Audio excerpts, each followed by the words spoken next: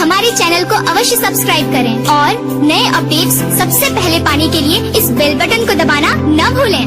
बाबू आ बोल रे आए मुंह फुलल बा कुछ ना प्रभुया काल तने मनी गिर गई। अरे ना रे सरवा झूठ बोलता।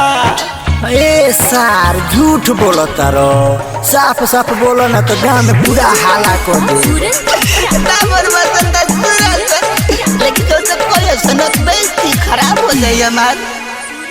घूमे आवत रहे डेली रे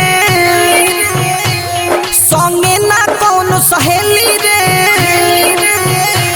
घूमे आवत रहे डेली रे संगे ना कौन सहेली रे। सोचनी की हमहू चीख ली ओकर मीठा के भली रे।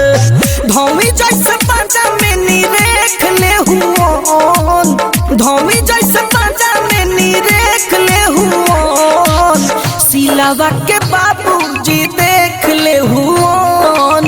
दू फाइट मुहवे पर सेक दे हुओन।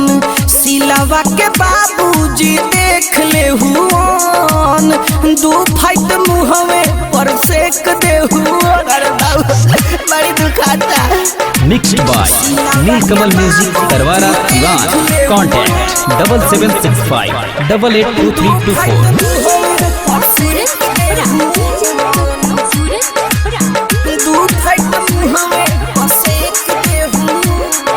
भोरही ओकर पापा आइल रहुअन गोबर फेंके।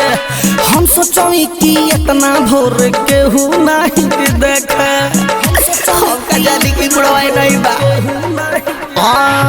भोरही ओकर पापा आइल रहुअन गोबर फेंके। हम सोचनी कि इतना भोर के हो नहीं देखे।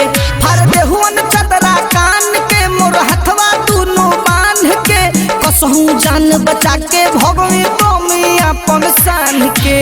प्यारी के इनाम हो चेक दे हुओन। प्यारी के इनाम हो चेक दे हुओन। सिलावा के बाबूजी देख ले हुओन। दू फाइट मुहले सेक दे हुओन। सिलावा के बाबूजी देख ले हुओन। दू फाइट मुहवे पर सेक दे। Mixed by Neelkamal music Tarwara Diwan. Contact 7765 882324। देख ले हुओन। दू फाइट मुहवे पर सेक दे हुओन। दू फाइट मुहवे पर सेक दे हुओन। जौन औवे सरवा हम पे हाथ कौवे साफ। गोड़ छान के रोवत रहवे कौवे नाही के माफ। गोड़ छान बड़ी मार बोले बड़ा से फरज भाई। हो जौन औवे सरवा हम पे हाथ कौवे साफ। गोड़ छान के रोवत रहवे कौवे नाही माफ। आलम अफरोज मुना वैले ककनी हो रहा हमके बचैले। हॉस्पिटल ले जाके बैंडेज करवा के घरे पहुँचैले।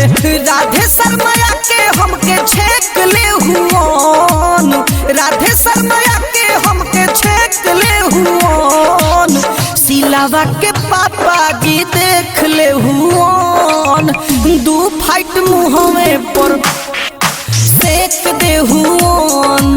सिलावा के बाबूजी देख ले हुओन।